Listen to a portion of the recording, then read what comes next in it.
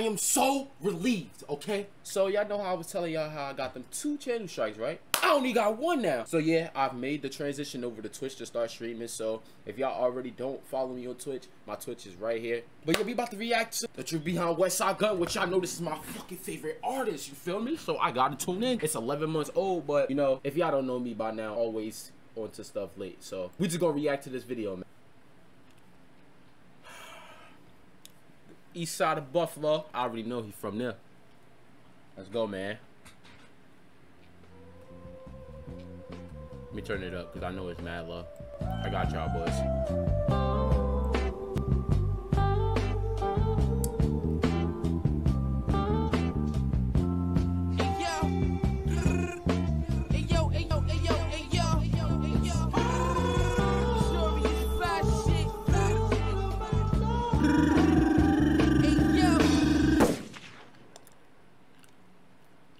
Is following this surge in gun violence and joins us live in Buffalo tonight. Hannah.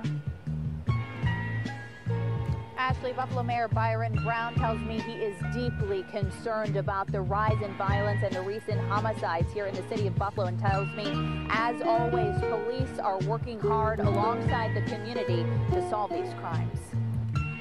We are not being protected here in this community. There's only so much that anti-violence groups that can do. A strong statement by Pastor James Giles from the Buffalo Peacemakers. The group works tirelessly to curb the violence in Buffalo. It's Fly Guy. Where have I been?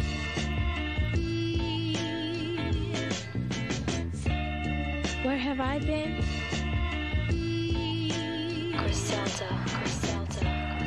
Where have I been? Hey yo, up in Freddie James, rockin' ready-made, Billy Berry made, carry A's, triple that gas, stock a copper plate, chopper yank, shot the Max Field for half a day.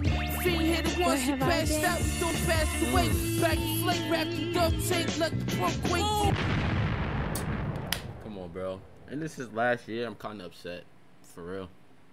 Westside Gunn, probably one of the most interesting and unique figures we have in rap today. From the concrete grew a rose, and that rose is Westside Gunn, the diamond in the rough. Music is very much art, but when we analyze the beauty of Westside's music, it's just unparalleled. And his recent album, bro. Hitler Wears Hermes 8, is a true testament to that.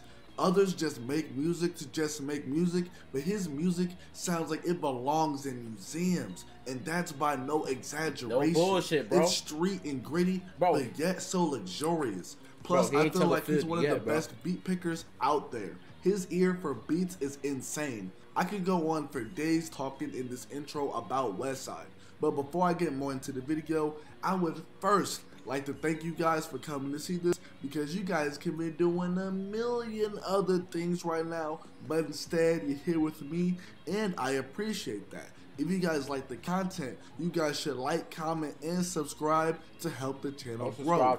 Also, follow my Instagram too. That would be greatly appreciated. Also, I'm collabing on this video with my partner Niall from the Culture Crypt, so definitely hit his Instagram too, my boy, because we've been plotting on doing this video for a while, and now the video is finally coming to life. But also comment down below your favorite Westside Gunn song, favorite verse. As of right now, every song is, you know what I mean? The nigga Westside is unstoppable right now, bro. Song got shit lyric, favorite cover art, favorite album, mixtape, EP, whatever, you know what I mean? Without further ado, I give you Westside Gunn, the story of Fly God, and I will bring in Niall from the Culture Crypt. Buffalo, the second largest city in the state of New York. A sprawling metropolis, home to many cultural staples of American life. Known predominantly in the music world for being the birthplace of R&B funk legend Rick James. Buffalo is also noted for housing a dizzying theatre district and the worldwide restaurant and fast food staple, the Buffalo Chicken Wing. Buffalo, however, is not all sunshine and rainbows. The city has a historically high crime rate, and dating back to the early 20th century, the Buffalo crime family, aka the New York Mafia, was founded in Buffalo, with Angelo Palmieri acting as the first figurehead and boss of the organization. Throughout the 80s and 90s, Buffalo was fully submerged into the American crack epidemic, which saw a sharp rise in the number of violent and disorderly crimes. All of this concrete warfare was the backdrop to a young Alvin Lamar Worthy's youth, who we know today as Westside Gunn. Westside Gunn was born Alvin Worth in Buffalo, New York in July of 1982. Despite the West Side in his rap name, he actually grew up. Damn, so that nigga, yo. Him and my mom, damn near the same age then. What the fuck? Okay. In East Buffalo, which houses 85% of Buffalo's black population east of the city's main street. At least those were the numbers around 2018, but still give or take. As a kid, Westside's mother said that he was always into fashion and designing things. She said he was one of those kids who, if he didn't want to wear what he had on to school, he would bring another set of clothes with him to change into. I used to do the same shit. He always stood out, and by the age of 10, him and his friend would create comic books that they would distribute to other kids at school. By age 12, they would advance to graphic tees, and this is what Westside had to say about it in an interview. I called up the screen printing places. Then the money I would make off my side hustles, I'd flip that money to get the shirts. My crew wearing it, and the next thing you know, family wearing it. Once you get it known and people wearing your clothes, it starts getting addictive. Westside also used to sell jerseys with his first crew called Pimp. Also, while he was in school, Westside legit had a teacher slam him up against a locker and told him he was a bad person for the things he was doing because he was getting in trouble in school and was the ringleader of a lot of things. Growing up, Westside shared a home with his uncles and aunts, most of whom were older than him, but he was enamored by their gold chains and fly clothes. He was also fascinated with the music that they were listening to, which was rap. At the age of 11, he started to rap, and this was around the time Westside was getting into fashion, and him and Conway in their teenage years would make regular trips to Atlanta to shop for brands that they couldn't get in Buffalo. Sometimes he would resell them once he got home. Years went by, and as Westside got older, he got accepted into a number of design colleges. But at the age of 19, he was a father of two and needed a way to provide for his family. This would result into him turning to the streets rather than paying to go to college. About this, Westside would say, "There's really no way around it when you end up in those environments. Instead of going to college when that's what I should have did, I was so focused on making money that I didn't actually go to school." At the time, Benny the Butcher, who is Westside's cousin, and if you think about it, look how that turned out. He didn't go to college. He went to go do his dirty work to have to get his money. However, he made his money, and he's damn near, well, he is a famous rapper off his music and tells stories that nobody told. So Conway, who is Westside's half-brother, were also in the streets as well. In the earlier years, Westside tried to split his time between the streets and music while saying in an interview that all of them were in and out of jail at the time, with there being a lot of drug selling, guns, and dudes having shootouts, then going right to the studio and making a song. Benny at the time, known as 2 Chainz Benny Main, and Conway, known as Kanan, I think it's Kanan. And they Benny the Butcher now. He was already building a buzz with music throughout the city. Westside Gunn was more in the background of things, but between 2003 and 2005,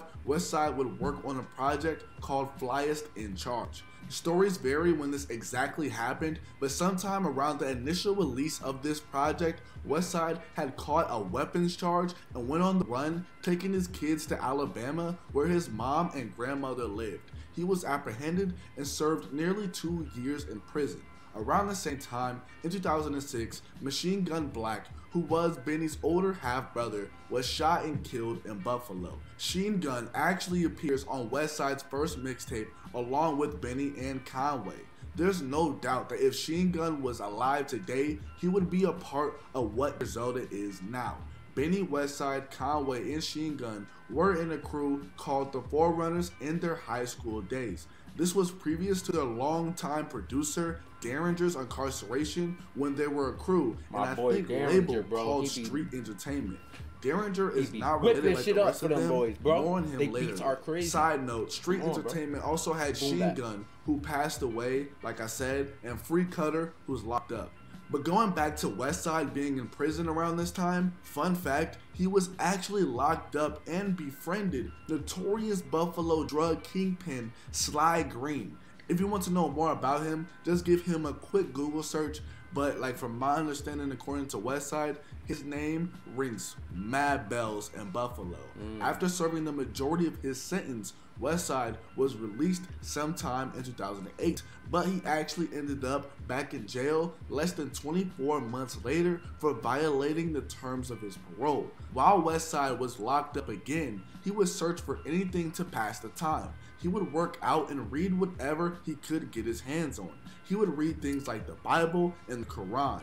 Sometimes he would buy books, read them in 2 or 3 days, and then trade with cellmates so they could have something new to read. Looking back on his time in prison, Westside doesn't miss it, but he has said that he acquired a lot of knowledge in there, and that time made him into who he is right now today. In 2011, Westside was released from prison again, but was unsure of what path he wanted to take. He had already founded Griselda by Fashion Rebels in 2005, but now he wanted to be directly involved in music, either through a management role or as a performer. A few months later though, in 2012, I believe Westside was in Atlanta at the time, but Conway took a trip back to Buffalo and was shot multiple times, which resulted in wounds that would leave him paralyzed on the right side of his face. This event would not only change Conway's life, but it would also really affect Westside's life, as we will see. And mind you, me and Niall aren't trying to get too deep into Conway and Benny's. And he made a song about that shit too. It's the Cow, where he basically explained it. You feel what I'm saying? Y'all go listen to it.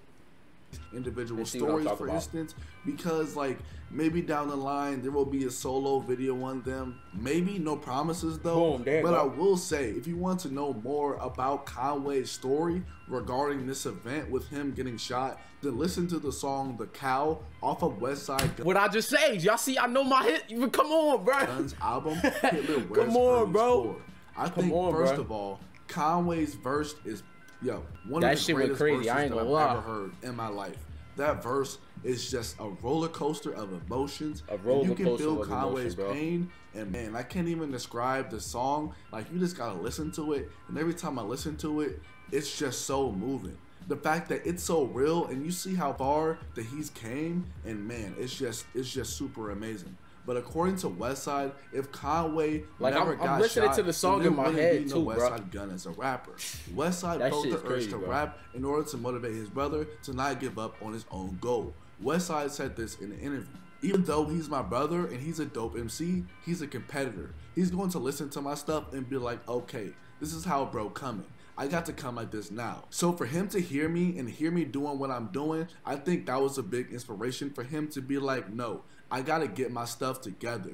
There was also other motivations for Westside making this jump from his behind the scenes role to a rapper. By 2012, the sound of mainstream hip hop has shifted to a more trap sound, and we would also see the early stages of the SoundCloud era of rap. At the time, Atlanta was going crazy, but the Chicago drill movement with Chief Keef leading it was also in full effect. Westside had this to say in the interview.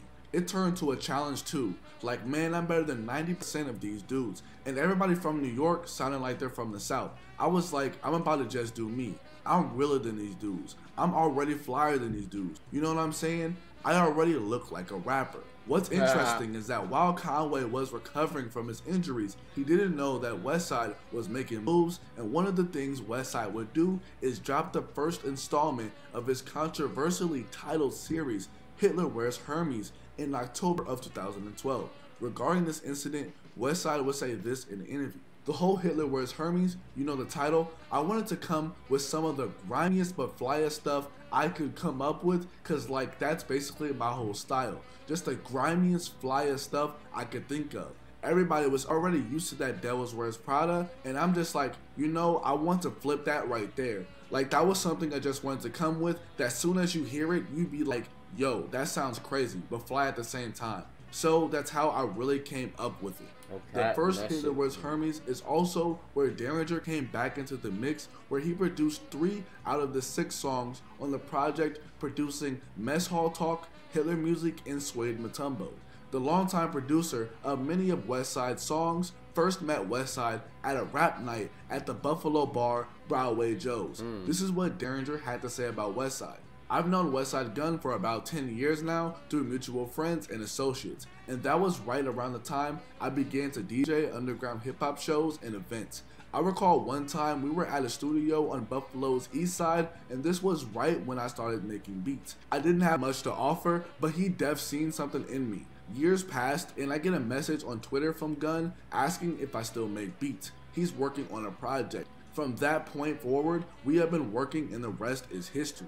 In 2013, Westside didn't release a project, but in 2014 and 2015, he would drop the next 2 installments in his Hitler Wears Hermes series. Hitler Wears Hermes 2 would drop in September of 2014, and Hitler Wears Hermes 3 would drop in August of 2015. Something additional to note is that Westside Gunn met A.A. Rashid on a megabus in Athens, Georgia around Hitler Wears Hermes 2. From what I've researched, A.A. Rashid is a conscious teacher, artist, and rapper, among other things as well.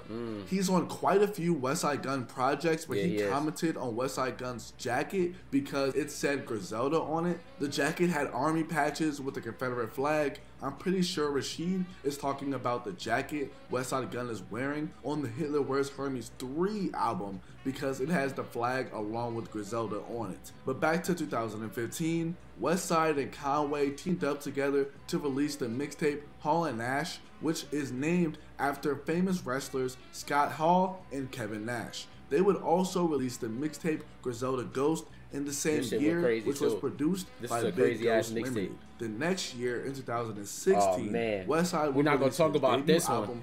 I ain't gonna lie, me personally, I feel like this.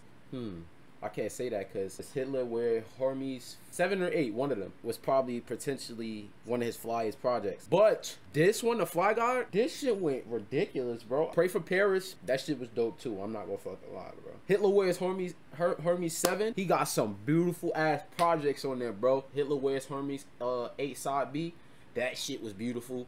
Man, come on, bro. I don't even gotta explain myself. This is a really good project and is a lot of people's first project that they heard from Westside. The first time I remember hearing him was when I listened to the song Gully Boys with Action Bronson off of this album. I was in high school at the time and was really heavy into Action Bronson, so that's how I found out who Westside was. Action is fucking crazy that too. Song my manager Drew, he put me on that nigga. Now we'll shift over to my boy too. I ain't gonna lie. I ain't gonna even be biased. In 2016, we really saw Westside Gunn and Griselda start to move the chess pieces and morph into the artists we know and love them as today. A lot of their early success can be attributed to one project and one project only. On March 11th, 2016, Westside Gunn dropped his debut full-length album Fly God. Distributed and released via Griselda Records themselves, the album was not only a sonic but commercial breakthrough for the group. The record was preceded by years of well-crafted and well-put-together mixtapes, EPs, and projects, all leading up to this one crowning moment where Westside Gunn assembled all the pieces of his creative arsenal to put together something that was equal parts new and fresh, but also something very warm and nostalgic. Sonically, the thing most striking about Fly God is the LP's aesthetic. Album opener Dunks is exemplary of Westside and Conway's grit-washed demeanor and no-nonsense delivery, and tracks like Shower Shoe Lords feature syrupy soul sampling and 90s style drum patterns. Alongside albums like Freddie Gibbs and Madlib's Pinata, Fly God was a boundary-pushing album which helped to dominate the underground and left-leaning rap market in the years that followed. Fly God's direct or indirect influence can be heard across the wide hip-hop diaspora through artists like Mike and his most recent record Disco, and Red Veil's Niagara, amongst many, many more. Westside Gunn curated a sound that was equally based in the murky sample-heavy production of producers like Derringer, The Alchemist and Static Selector, as well as the visceral 90s revisionist rapping akin to The Lox, Mobb Deep, Capone Noriega, and Scarface. It wasn't just the quality and the melting pot of different sounds and aesthetics that made Westside Gunn genius though. If he was any other artist, he would probably relish in his success and leave projects like Fly God to marinate with the masses. But he didn't just stop here, continuing his prolific run of quality releases with his collab EP, Don't Get Scared Now. Entirely produced by Derringer and The Alchemist, the 20-minute and some change project boasted guest appearances from the late Mobb Deep member and Griselda precursor Prodigy. Westside's prolific output in 2016 was the archetype and blueprint for what Westside and Griselda as a whole would carry over into the years that followed. As well as dropping Don't Get Scared Now with Griselda and Fly God, Westside also tapped the purist for Roses Are Red, So Is Blood. Something I haven't touched on too much so far was the Hitler Wears Hermes series. No funny shit, bro. I'm telling y'all, bro, I'm not gonna lie, bro. Hitler Wears Hermes series, bro. I think potentially those are his best fucking projects, hands down, bro. Like for real. And I would add Fly God too, cause Fly God the album was fucking beautiful. I am not gonna sit here and lie, bro. That was a beautiful ass project. But the Hitler Wears Hermes, I think, was potentially the best projects he dropped, bro. Right. Hermes is probably one of the most famous and well-recognizable things associated with Westside Gunn's discography. Starting as a mixtape fucking series crazy, back bro. in the formative years of his career, Halloween 2016 saw Westside Gunn bring the 4th installment of Hitler Wears Hermes to the world. Featuring a crude, distorted image of Adolf Hitler front and center on the album cover, the 11-track tape is often regarded as standout in the Hitler Wears Hermes chronology. Often, when discourse erupts surrounding who's the best Griselda member, or former member for that matter, bro, they whether that's all Armani are fucking Caesar, hard, bro. Westside, Boldly James, Conway, or Benny and Conway are often touted as the best rappers in the crew. But Westside Gunn often emerges as a favourite with fans for another reason entirely: his ear for curation. Westside Gunn's eye for musical cohesion, beat selection, sequencing, and structure are a cut above your average rapper, often intentionally positioning other artists to arguably outshine him on his own tracks. A good example of this is the track The Cow, the opening cut from Hitler Wears Hermes 4. Although it carries the mantle of being a Westside track, most fans recognize it for being one of Conway's career-defining cuts. In the typical rap rulebook, members of crews like Wu-Tang or Goody Mob would normally vie for the spotlight and quote-unquote body a verse in a competitive manner. But that's not Westside and the Griselda crew. Similar to the relationship we see between a Playboy Carti and a Pierre Bourne, Westside Gunn is like a fine-tuned instrument and a paintbrush to layer over his collaborators' vocals. In turn, unearthing the best out of himself and his collaborative co-pilots, one scathing and ear-shattering ad-lib at a time. In a 2021 Complex interview, Westside Gunn said, "When it was Stove God's time to start cooking a project, we were in Phoenix and I just started playing the beats. I was like, yo, the song in the back, bro, I ain't gonna lie, everything you have." That's the instruction. But that's on Pray for Paris. If you're on a Westside Gunn album, you gotta kill it. That's literally the only thing I ask. I literally ask the person to outshine me. People will listen to it anyway. I tell them, yo, if I do 12 bars, do 36, do 48, do 64. I want you to shine.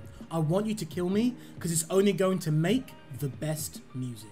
In March of 2017, Gunn and Conway inked a deal with Eminem's Shady Records, making Westside Gunn and Conway the first rappers from Buffalo to sign with a major label. The following month saw Gunn drop his Derringer collab, Raw is Fly God, before sharing the 5th installment of his Hitler Wears Hermes series that October. One of my personal favourite tracks on Hitler Wears Hermes 5 is R.I.P. Bobby, a tribute to the late wrestler Bobby Heenan, in which Westside Gunn and Conway spit over a syrupy, beat switching and smoked out composition before the track fades into a guitar outro that sounds like it was ripped straight out of a vintage western flick. R.I.P. Bobby in particular was released the week of Bobby Heenan's untimely passing, and the track is both a lyrical onslaught and a love letter to Westside Gunn's childhood pastime, wrestling. Westside's love for wrestling is evident, and look no further than his 2019 compilation project, 4th Rope, in which Westside compiles all of his biggest wrestling-themed tracks into one tight bow. In November 2017, Westside Gunn teamed up with the late, great rap polymath MF Doom for their storied collab EP, Westside Doom. Although their joint planned album together never materialized, in due part to Doom's cryptic and sometimes scattered work schedule leading up to his death, and Westside Gunn's other artistic commitments, what we did get was fantastic. Honestly, Westside Doom, for being like a 2-track EP and a bunch of instrumentals, it was really something quite special and a personal favourite of mine I revisit all the time. I've always made references before about meeting MF Doom, even on Twitter. He's just one of those mysterious dudes, and that's what I like about him the most. When you heard his work with Ghostface, it was like, how did that happen? Not everyone out there is able to touch Doom, because he's not out there like that. I reached out to him, and the dots just connected. Plus, I already had the Westside Doom idea in my head. It didn't have to be a full album and whatnot to make a point. The 2 songs we have, those are art pieces to me. From MF Doom and his management standpoint, it made a whole lot of sense, and they're already throwing the respect at me. So after that, I just hit up Alchemist and Derringer. I told Derringer first, and he cooked up a joint, and that was it. Then we sent Alchemist joint, and it was just magic. Now, it's probably worth mentioning somewhere around 2017, older Griselda projects like Fly God and Conway's Goat were taken off streaming services in certain regions due to sampling issues. Fortunately, the former of the 2 projects was brought back to streaming platforms at the tail end of 2020, so it's all good. You can check out Fly God right now if you haven't. Griselda releases are often accompanied by huge merch drops which sell out in minutes. Griselda's core fanbase eats it up, and everything from champion hoodies with their own prints on them to t-shirts and socks, Griselda fans love it all. I believe instead of just dropping the track, album or mixtape on a streaming service and really going the extra mile to give fans a physical experience to connect with you on is another reason why Griselda and Westside are so beloved.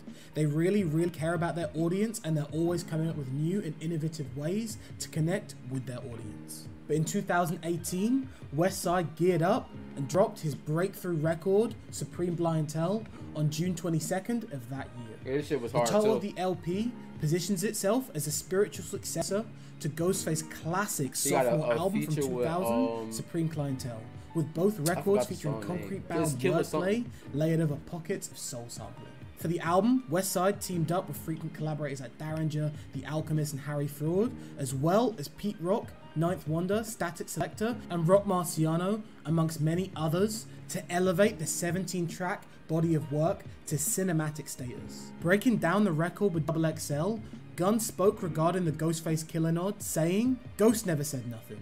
Of course he knows. I was just out at sunset in Minnesota. As soon as we got off our set, we just hung out in the trailer until their set. You know, that's family. Raekwon already gave us the torch. It's all love. So when Raekwon gave me that torch, I just took it and ran with it. I'd gotta keep this shit going. This music isn't for everybody, but if you enjoy this type of music, it's some of the best. Just take it back to the essence. They influenced me growing up, so I just wanted to pay homage. Those are the big homies." Westside also elaborated and said, "Supreme Clientele, you know, this is my second album. Supreme Clientele was Ghost's second album. Supreme Clientele for Ghost was the album that took him to the next level. And I feel like Supreme Clientele is going to take me to that next level. That's why I started off with Supreme Clientele. But once I got a couple songs in, I'm like, this shit killing everybody." Halloween of 2018 also saw Westside drop the 6th installment of Hitler Wears Hermes, as well as this compilation project, Hitler's Dead. Now, in my opinion, although Hitler Wears Hermes 6 isn't anything to write home about and is your typical Griselda project, you can really take it or leave it, I really believe Westside Gunn evolved stepping into 2019 with the 7th installment, Hitler Wears Hermes 7. Now, I gotta admit, guys, this album is crazy. From just the cover alone, you see Westside Gunn front and center, offset by a coke white background, while he stands front and center in a blacked out Balenciaga trench. Also in 2019, Westside Gunn kicked off another mixtape saga with Fly God is an Awesome God. One of the nicest things I can say about this project is it's really exemplary of Westside Gunn's consistency and his mission to feed his fans with constant new material. Unlike some artists like Kendrick Lamar who take years to craft their masterpieces and work in their own lane respectively, Westside Gunn is always feeding his fans with new material, and between this and Hitler Wears Hermes 7, it's hard to argue that Westside Gunn is not one of the best rappers of his generation. I went to the concert they had in New York, bro. The Griselda concert, bro. That shit, I'm not gonna lie, that shit was fucking fire. But when this nigga walked out, bro, this nigga was blinging, nigga. I mean blinging, like chains blinging, mouth blinging, wrist bling. I'm like, I told my boy June, I'm like, yo, this nigga look cool as hell, bro. Oh God, bro, I kid you not. I will put the clip in here if I find that shit. Oh God. Although I love tracks like Amherst Station 3 and Luncheon, the album really feels like a bunch of throwaways that were really meant to lead into a bigger project. Fortunately for me, WWCD was right around the corner. On November 29th, 2019, WWCD, the full-length debut Griselda album featuring contributions from both Westside, Conway, and Benny, was released. Now, the album was entirely produced by Beat Butcher and Darringer, but more importantly, Griselda was very well known for their use of samples in their music. It's no mistake, Griselda and sampling are the best things since sliced bread when it comes to gritty street rap. But interestingly enough, this album featured no samples. This creative decision really forced both rappers and producers involved to really step up their A game and make sure every beat, bar, and hook was as strong as absolutely possible. Not only is WWCD notable for being distributed by both Shady Records and Interscope, the album really showcases Westside Gunn's curation skills I was talking about before. He easily balances heavyweight features from the likes of 50 Cent, Raekwon, and Eminem, as well as spoken word passages from Keisha Plum with ease. Honestly, the 13-track LP doesn't miss, but I really don't feel like it's brought up enough by Griselda fans. Now, one of the most watershed moments in 2020 for hip-hop in general, not just the Griselda camp, was the release of Westside Gunn's album, Pray for Paris. Featuring an avant-garde album cover designed by the late Virgil Abloh himself, the album is widely considered to be Westside Gunn's breakthrough album, not just in the rap community, but into the mainstream overall. They say the third time's the charm, and with Pray for Paris being Westside's third album overall, it really gave fans an idea of what Griselda is all about. From the luxurious down-tempo feel of 327 with Joey Badass and Tyler the Creator, all the way down to the Griselda posse cut George Bondo bringing that typical Griselda flair to the track, and cuts like 500 Ounces bringing that drug dealer rap right back into the Griselda mythos. I don't think there's anything that really misses the mark with this album. Also, in 2020, Westside dropped Who Made the Sunshine and Fly God is an Awesome God 2. To be honest, they always come across like throwaway projects, and fans seem to be more interested in Pray for Paris. Now sadly, come summer 2020, tragedy struck the Griselda camp, which greatly impacted Conway's album From a King to a God. Now what I mean by this is DJ Shay, the legendary DJ and producer who really helped craft and make Griselda into what they are today, sadly passed away from COVID-19, aged 48. Speaking on DJ Shay's death, Westside Gunn said, "You were there every step of the way. It was an honor to help your dream come true for Buffalo hip-hop." DJ Shay founded his own record label, Buff City Records, and had been working in music since the age of 10 after receiving his very own turntable. Shay first became involved with Benny and Conway in the early 2000s when he was producing, managing, and recording music with them on a professional scale. A month before he passed away, he said, "Cameron, how the fuck you gonna die? I knew 16 years ago I had two of the best rappers in the world, and today I still say the same thing." It's crazy that DJ Shay was one of the key figureheads behind the scenes who really believed in the Griselda camp and their talents, as the collective skill wasn't realized until many years later. Now, coming into 2021, Westside Gunn had a massively prolific year towards the end, but towards the start, things were pretty light. Westside Gunn really only dropped a handful of singles here and there like Julia Lang and TV Boy, and he mostly kept things to features with his Griselda cohorts. But the big thing that happened in 2021, of course, was the 8th and final installment in the Hitler Wears Hermes series. Hitler Wears Hermes 8, Side A and B was released, dropping in August and September 2020. I like Side B. Now, going into Hitler Wears Hermes 8, fans had high expectations with Westside Gunn adding that. But Side B got, Side A got Spoons. Well, the songs that I like on there. I like all the songs, but my personal favorites are Spoons, 716 Miles. It's another one that I forgot. It's not clicking to my head, but that project was beautiful. All his music is really beautiful, bro. You just gotta sit and listen to it, bro. The nigga beats, like they said, the nigga beats are unique. It's out of this world. Nobody is really picking the creativity of the beats that he does. That shit is, that alone, it's crazy for an artist to even do by himself. You feel me? So that's already a plus. Gunn brought his A game and listing the work of J.L.E.C., Tyler the Creator, 2 Chainz, Mac Homie, and Lil Wayne to accompany him over the Double Disc project. Now guys, right out the bat, I'm just gonna say, I really prefer Side B over Side A. I said that's that. Not me saying Side A is trash or anything. I love Side B. But I just think personally, Side B just had the stronger tracks in my opinion. In an interview with Complex, speaking on Hitler Wears Hermes 8, Westside Gunn said, "I just feel like right now I'm living in real time. But 10 years from now, everybody's like, Westside Gunn was the illest of the 2020s and 10s. He's a legend. I made my double album. Everybody can't do that. Like, you can't not be one of the greats and drop a double album. That shit would just fall flat. Who wants to hear 30 songs from anybody if they're not that dude?" The final topic I wanted to cover regarding Westside Gunn's overall artistry and his character is the nature of retirement. Like the Andre 3000s and Slick Rick before him, no rapper can really officially retire, but back in 2019, Westside Gunn formally announced his retirement by saying he only had about 3 months left of rapping inside of him. What's funny about this sentiment is in 2019... You know what's crazy? He said he's doing it again, so... Oh, man.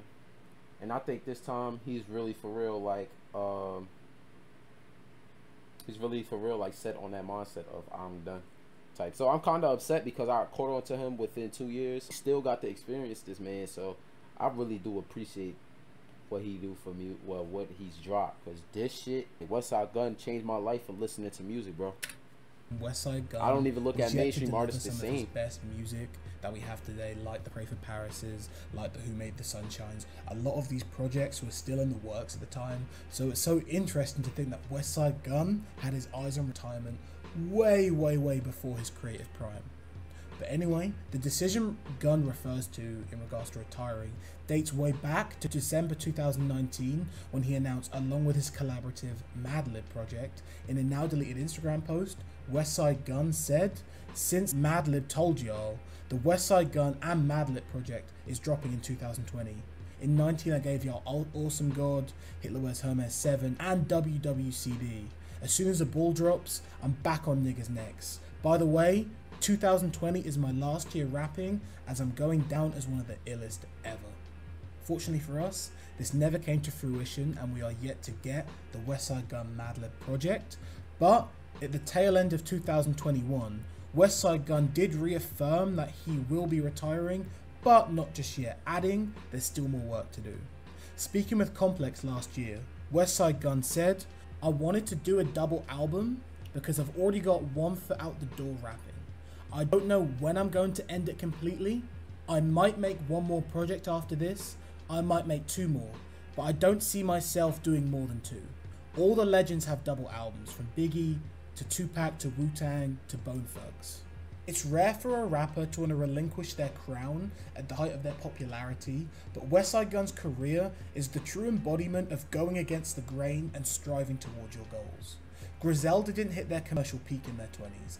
Unlike most rappers, the Griselda crew found success in their early to mid 30s and they were all the better for it. If Westside Gunn's music was reimagined in a metaphorical dreamlike space, he would be a weathered street samurai full of knowledge and game, leaving you unsure on whether he's going to slice your throat with a razor, crack a joke, or tell you his Margiela sneakers cost 5 times more than you make in a year. Either way, if Westside Gunn retires anytime soon, his farewell to hip-hop would be well deserved. Before we close out the video, I just have a couple last things to say and touch on.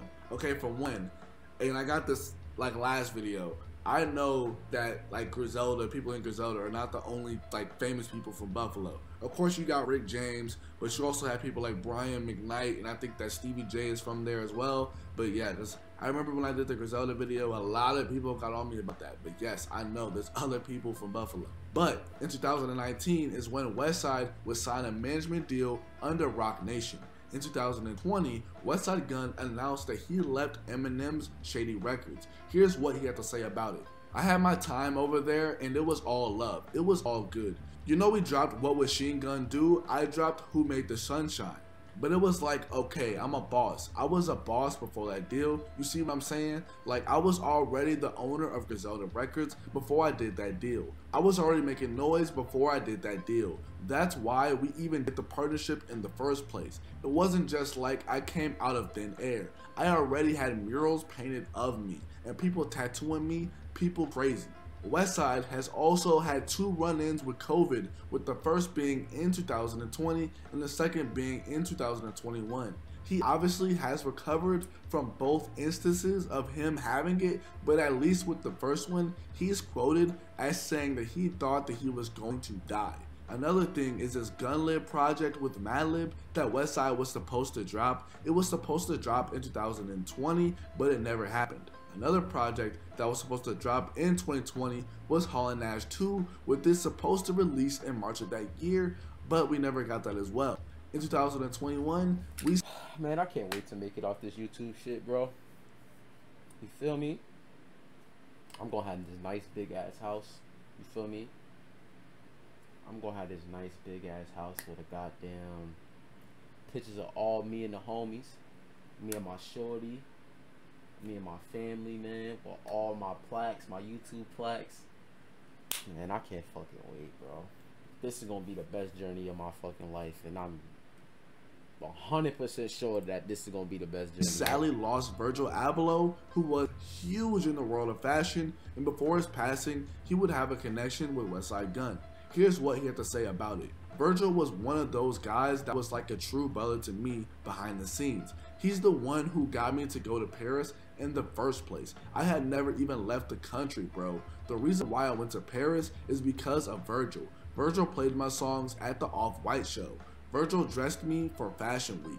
Just the inspiration from all of that, I went to the studio and made the first half of Pray for Paris in Paris because it started as an EP. So the Pray for Paris was made in Paris, and it was all because of Virgil. He did the cover, all that. In 2022, Westside and the WWE are going through some things because of copyright issues. Fans of Westside obviously know how much he loves wrestling, and he has numerous pictures of wrestlers and has a whole mixtape which is called Fourth Rope, which is dedicated to his love of wrestling. He also, I don't know if he still owns or owned, I think it was like Hog Wrestling or something like that. I think that he has some other like wrestling ventures and stuff like that. I talked about it in the Griselda video, but I can't really like remember off like hand, but I know obviously he has some involvement in wrestling. But there are numerous songs from Westside that have these wrestling samples that have been scrapped from streaming services. R.I.P., my favorite song, Undertaker vs. Goldberg, You'll Be Dearly Missed. One of the last things I have to mention is, of course, I can't have a Westside Gunn video without talking about Mock Hami. Mock was there from the start of Griselda. When Westside met Mock Hami, he didn't even know he rapped, and Mock never told him until someone told Westside that he rapped. At the time, Mock hadn't rapped in a while and was more interested in film. Now eventually problems arose between Mock and Westside because allegedly Westside wanted to charge the God Fahim for a verse while he was in the camp. Westside has said that the thing between him and Mock wasn't real beef, but I know Westside has talked about Mock in songs during this period, and Benny the Butcher even referred to Mock as a dirty mumble rapper, and you can easily find videos of Benny talking about Mock. Westside in the song Easter Gun Day 3, which was released in 2018, said that the God Fahim's project Dump Legend was trash and that Mock retired and turned into a painter. Westside has notably talked about the situation on Twitter, but as of now they're all good and that's great for them. Westside Gunn has gotten his fair share of criticism, but also a great amount of praise for his works, and he has a very loyal following who sees his vision and interpretation of what art is. Many people have given him and Griselda the credit, like Tyler the Creator, who said that Westside inspired him to rap again. I know that Westside Gunn has dabbled with the idea of retirement, but he's truly gotten better with age, like a Pusha T, Freddie Gibbs, or Currency. I know that Westside is doing his thing in fashion, got the real estate, got the store going in Buffalo, has dabbled with art and things of that nature, got the wrestling thing. Westside is truly doing it for sure. Me and Niall have been talking about doing this video for months, and we finally did it. Both big fans of Griselda, and we thought Westside was the most interesting and decided to do a doc on him. Don't get me wrong, Benny might be the best rapper and Conway may have the best story and is the most underrated, but there is something about Westside that makes him stand out and intriguing. All in all, let me know what you thought of the video in the comment section below. I love you guys with all my heart. Peace. Yeah, man, that's the story of Fly Guy, man. If y'all boys enjoyed the video, make sure y'all hit that like, and don't be scared to go comment under the comment section what y'all want me to react to, bro, because I'll definitely get it done for y'all boys, man. CG6, I love y'all, man. We are elevating to be great. Yeah, nah, say it, man.